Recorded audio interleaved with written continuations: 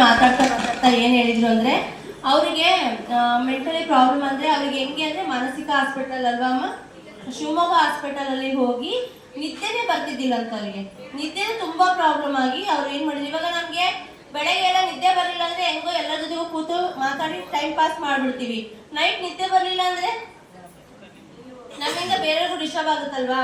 ಅಮ್ಮಂಗೂ ನಿದ್ದೆ ಪ್ರಾಬ್ಲಮ್ ಆಗಿ ಶಿವಮೊಗ್ಗ ಹಾಸ್ಪಿಟಲ್ ಎಷ್ಟು ವರ್ಷ ಬನ್ನಿ ಮಾತ್ರೆ ತಗೊಳ್ತಾ ಇದ್ರಂತೆ ಡೈಲಿ. ಇಲ್ಲಿಗೆ ಥೆರಪಿಗೆ ಬಂದ ಮೇಲೆ ಅಮ್ಮ ನಿದ್ದೆ ಮಾತ್ರೆ ಬಿಟ್ಟಿದ್ದಾರಂತೆ. ಊಟ ಮಾಡಿದ ತಕ್ಷಣ ಹೋಗಿ ಮಲಗಿದ್ರೆ ಹಂಗೆ ನಿದ್ದೆ ಬರುತ್ತಂತೆ. ಅಷ್ಟು ಒಳ್ಳೆ ರಿಸಲ್ಟ್ ಬಂದಿದೆ. ನಿಮ್ ವಿಡಿಯೋ ಕೊಡಿ ಅಮ್ಮ, ನಿಮ್ಮಿಂದ ಬೇರೆ ಅಪ್ಪ ಅಮ್ಮಂದ್ರಿಗೆ ಏನಾಗುತ್ತೆ ಉಪಯೋಗ ಆಗ್ತದೆ. ಇಲ್ಲಿ ಯಾರಿಗೂ ನಿದ್ದೆ ಪ್ರಾಬ್ಲಮ್ ಇದೆನಾ? ಎಲ್ಲ ಚೆನ್ನಾಗಿ ನಿದ್ದೆ ಮಾಡ್ತೀರಲ್ವಾ? ಓಕೆ, ಅದು ಒಂಥರ ಪ್ರಾಬ್ಲಮ್ಸ್. ಇವಾಗ ಹರಿಯಾಣದಿಂದ ಒಬ್ರು ಅಮ್ಮ ಬರ್ತಾ ಇದ್ದಾರೆ, ಅವ್ರಿಗೂ ಸೇಮ್ ಪ್ರಾಬ್ಲಮೇ, ನಿದ್ದೆ ಪ್ರಾಬ್ಲಮ್ ಆಗಿ ಅಮ್ಮಂಗೆ ಆ ಟ್ಯಾಬ್ಲೆಟ್ಸ್ ತಗೊಂಡ್ರೆ ಮೋಷನ್ ಪ್ರಾಬ್ಲಮ್ ಆಗುತ್ತೆ, ಮೋಷನೇ ಹೋಗೋದಿಲ್ಲ ಅವ್ರಿಗೆ. ಮಾತ್ರೆ ಬಿಟ್ರೆ ನಿದ್ದೆ ಬರ್ತಾ ಇಲ್ಲ. ಅಮ್ಮಂಗೂ ಆ ರಿಸಲ್ಟಿಗೆ ಕಾಯ್ತಾ ಇದ್ದಾರೆ. ಬಟ್ ಅಮ್ಮಂಗೂ ಸಹ ರಿಸಲ್ಟ್ ಬಂದಿದೆ. ಮಾತಾಡ್ಸ್ಬಿಡೋಣ. ನಮಸ್ತೆ ಎಲ್ಲರಿಗೂ. ನಾನು ನಿಟ್ಟುದ್ದ ಬರ್ತದೆ. ನನ್ನ ಹೆಸರು ಮಣ್ಣೆಗಮ್ಮ ಅಂತ. ನನಗೆ ತುಂಬ ಈ ಕಡೆ ಬಲಭಾಗ ನಮ್ಮ ಮಗಳು, ನಮ್ಮ ಅಣ್ಣನ ಹೆಂಡತಿ ಅಂದಾಗ ಮಕ್ಕಳು 4 ಮಕ್ಕಳು, 2 ಗಂಡು ಮಕ್ಕಳು 2 ಹೆಣ್ಮಕ್ಳು, 4 ಮಕ್ಕಳು ಬಿಟ್ಟು ತಿರ್ಕಲ್ಲ. ಆ ಟೆನ್ಷನ್ ನರದ್ದು ಈ ಕಡೆ ಈ ಭಾಗದಾಗ ಈಗ 15 ವರ್ಷ ಆತ ನನಗೆ. ಇದಷ್ಟು ಸೇದಕ್ಕಚ್ಚಿ ಅದರಲ್ಲೇ ಅಷ್ಟು ನೂರು ಆಸ್ಪತ್ರೆ ವರ್ಷ ಅಂತ ಕೆಲಸ ಮಾಡ್ಕೊಂತ ಅವ್ರು ಸಾಕಿ ಮದುವೆ ಮಾಡಿದ್ವಿ. ಅಂದ್ರೆ ಬಟ್ಟಿ ಬಂಧನ ನಿದ್ದಿಲ್ಲ. ಮಾತ್ರೆ ಈಗ 1 ವರ್ಷ ಕಮ್ಮಿ ಆಗಿಲ್ಲಮ್ಮ. ಅಲ್ಲಿದ್ದ ನಾನು ತೋರ್ಸ್ಕೊಂತ ಬಾಬುಜಿ ಆಸ್ಪತ್ರೆಗೆ ಈ ಭಾಗದಾಗ ಕಿವಾಗೈತಿ ಅಂತಂದ್ರೆ ಆಪ್ರೇಷನ್ ಮಾಡಿದ್ರೆ ಮೂಗಿನಾಗ ಹಾಸಿ.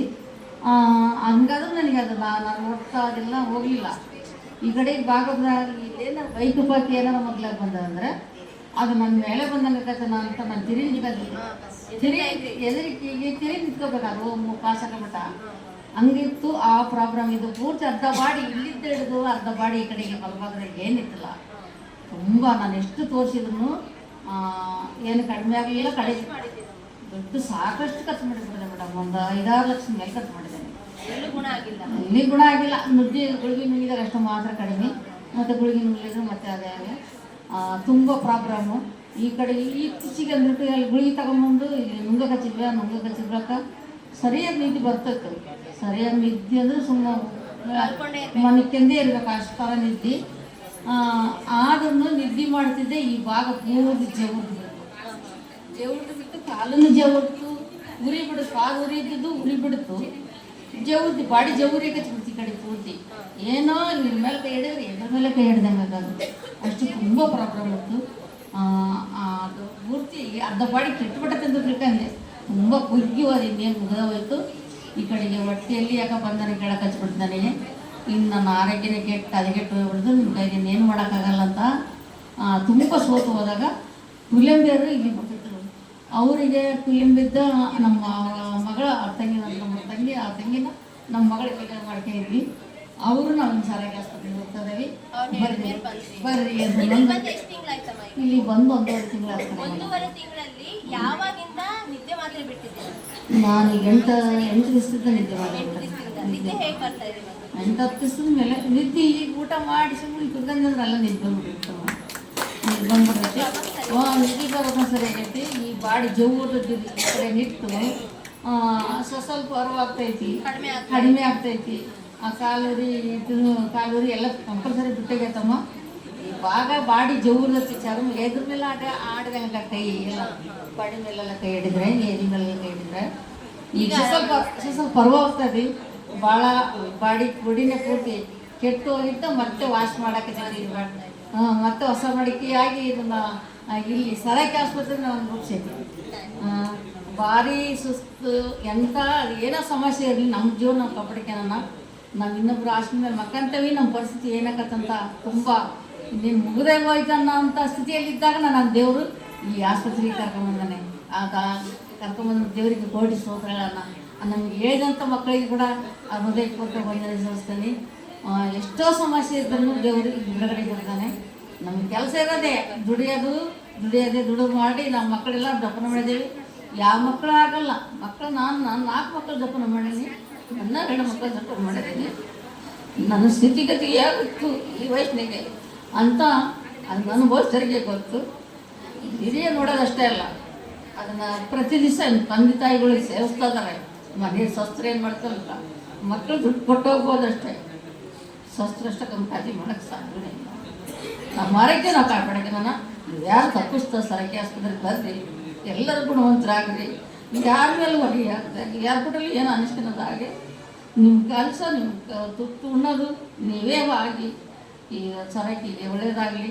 ಈ ಸರಕ್ಕೆ ಆಸ್ಪತ್ರೆಗೆ ನಮ್ಮ ಮಕ್ಕಳು ನಮ್ಮ ತಂದೆ ತಾಯಿ ಯಾರು ನಮ್ಮನ್ನು ಎಷ್ಟು ಪ್ರೀತಿ ಮಾಡಲ್ಲ. ತಂದೆ ತಾಯಿಗಿಂತ ಹೆಚ್ಚಾಗಿ ನಮ್ಮನ್ನು ಮಕ್ಕಳಿಗಿಂತ ಹೆಚ್ಚಾಗಿ ನಮ್ಗೆ ಪ್ರೀತಿ ಕೊಡ್ತಾರೆ. ಈ ಪ್ರೀತಿ ಕೊಟ್ಟು ಈ ಪ್ರೀತಿ ಬಿಟ್ಟು ನನಗೆ ಆಸ್ಪತ್ರೆ ಬಿಟ್ಟು ಹೊರಗೆ ಹೋಗಂಗಾಗಲ್ಲ. ತುಂಬ ಅಷ್ಟೆಲ್ಲ ಮುದ್ದು ಮಾಡ್ತಾರೆ ಮಕ್ಕಳು. ಅಷ್ಟಕ್ಕೊಂದು ನಾವು ಎಷ್ಟಕ್ಕೊಂದು ಆಸ್ತಿ ಮನೆ ಮಠ ಗಳಿಸ್ತೇವೆ ಮಕ್ಕಳಿಗೆ. ನಮಗೆ ಇಷ್ಟಕ್ಕೊಂದು ಪ್ರೀತಿ ಮಾಡ್ತಾರೆ ಅವ್ರು.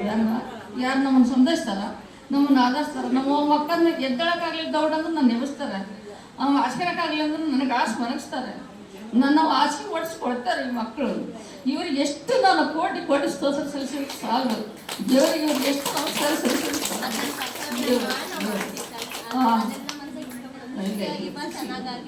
ನಮ್ಮ ಮಕ್ಕಳು ಖುಷಿಯಾಗದ. ನನಗೆ ಮಕ್ಕಳು ಎಲ್ಲರೂ, ನನಗೆ ಆರೋಗ್ಯನೂ ಮಕ್ಕಳು ಕೂಡ ಎಲ್ಲರೂ ದೇವರು ಇಲ್ಲೇ ಕೊಟ್ಟಿದ್ದಾನೆ. ಈ ಆಸ್ಪತ್ರೆ ಚೆನ್ನಾಗಿ ಇನ್ನೂ ಎತ್ತರವಾಗಿ ಬೆಳೀಲಿ. ಇನ್ನೂ ಎಲ್ಲ ನಮ್ಮಂಥ ಎಷ್ಟೋ ರೋಗಿಗಳಿಗೆ ಇಲ್ಲಿ ಗುಣ ಆಗಿ ಅವ್ರು ಪುನಃ ಜನ್ಮ ಪಡೋಕ್ಕಾಗಲಿ. ಅದಕ್ಕೆ ಈ ಚಿಕ್ಕ ಮಾತನ್ನು ನನಗೆ ಮಾತಾಡೋಕೆ ಅವಕಾಶ ಕೊಟ್ಟಂತ ನಿಮ್ಮೆಲ್ಲ ತಡೀರಿ. ಇವ್ರ ಮೊಮ್ಮಗ ಇದ್ದಾರೆ, ಅವ್ರ ಮೊಮ್ಮಗಂಗೆ ಚಿಕ್ಕ ವಯಸ್ಸಲ್ಲೇ ಗಡ್ಡೆ ಆಗ್ಬಿಡ್ತಾವ ಅಂತೀವಿ ಹತ್ರ. ಅಮ್ಮ ಹೇಳಿದ್ದು ಗಡ್ಡೆ ಆದ್ಮೇಲೆ ಕಿದ್ವಾ ಹಾಸ್ಪಿಟ್ಲು ಅಲ್ಲಿ ಇಲ್ಲಿ ಎಲ್ಲ ಕರ್ಕೊಂಡು ನೋಡಿದ್ದಾರೆ, ಕಿಮ್ಸ್ ಎಲ್ಲ. ಅವ್ರಿಗೆ ಹೇಳ್ತಾರೆ ಕ್ಯಾನ್ಸರ್ ಗಡ್ಡೆ ಆಗಿದ್ದಾವೆ ಅಂತ. ಆಪರೇಷನ್ ಮಾಡಿಸಿ ಇವಾಗ ವಾಸಿ ಆಗಿದೆ, ಗಡ್ಡೆ ಎಲ್ಲ ತೆಗ್ದಿದ್ದಾರೆ, ಕಳಿಸಿದ್ದಾರೆ.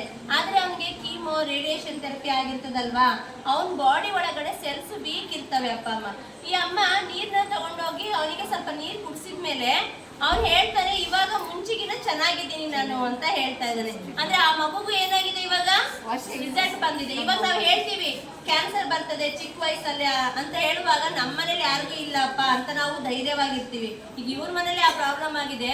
ಅಮ್ಮ ಏನ್ ಮಾಡಿದ್ರು ಅಂದ್ರೆ ನನ್ನ ಮೊಮ್ಮಗಂಗೆ ಈ ಪ್ರಾಬ್ಲಮ್ ಇದೆ, ಬಟ್ ಈ ಟ್ರೀಟ್ಮೆಂಟ್ ಈ ಪೋಟಾನ್ ಬೆಲ್ಟ್ ಥೆರಪಿ ನನ್ನ ಮೊಮ್ಮಗಂಗೆ ಕೊಡುವಾಗ ಅವ್ನು ಮುಂದೆ ಚೆನ್ನಾಗಿರ್ತಾನಲ್ಲ ಅಂತೇಳಿ ಎಷ್ಟು ಕಷ್ಟ ಪಡ್ತಿದ್ದಾರೆ ಮ್ಯಾಟ್ ತಗೊಂಡು ಹೋಗಕ್ಕೆ ಅಂತಂದ್ರೆ ಅವ್ರು ನನ್ನ ಹತ್ರ ಬಂದು ಮಾತಾಡುವಾಗೆಲ್ಲ ಅಂತಿರ್ತೀನಮ್ಮ ನೋಡಿ ಸಾಕು ಸಣ್ಣದಾಗಿ ಏನಾದ್ರು ಇಲ್ಲ ಮೇಡಮ್ ಅಂದ್ರೆ ನನಗೆ ಮ್ಯಾಟ್ ಪೋಟಾನ್ ಬೆಲ್ಟ್ ಬೇಕೇ ಬೇಕು, ಎಷ್ಟಾದ್ರೂ ಕಷ್ಟ ಆಗಲಿ ನಾನು ಏನ್ ಮಾಡ್ತೀನಿ ಅದನ್ನ ತಗೊಂಡು ಹೋಗ್ತೀನಿ, ನನ್ನ ಮನೆಗೆ ನನ್ನ ಮೊಮ್ಮಕ್ಕಳಿಗೋಸ್ಕರ ನಾನು ತಗೊಂಡು ಹೋಗ್ತೀನಿ ಅಂತಂದೇಳಿ. ಸರಿನಪ್ಪ. ಅಂದ್ರೆ ಆರೋಗ್ಯ ಮುಖ್ಯ. ಕಳ್ಕೊಂಡ್ಮೇಲೆ ಸಿಕ್ಕಲ್ಲ. ಆ ಮಗುನು ಕರ್ಕೊಂಡ್ಬಂದು ನೀರು ಕೊಡ್ತಿದ್ರು, ನೆನ್ನೆ 1 ಲೀಟರ್ ನೀರು ಕೊಡ್ತಿದ್ದೆ ಅಂದ್ರಲ್ವಾ, ಅವ್ನು ಕರ್ಕೊಂಡ್ಬಂದು ನೀರು ಕುಡಿಸಿ ಅಮ್ಮ ಕರ್ಕೊಂಡು ಹೋಗಿದ್ದಾರೆ. ಥ್ಯಾಂಕ್ಸ್.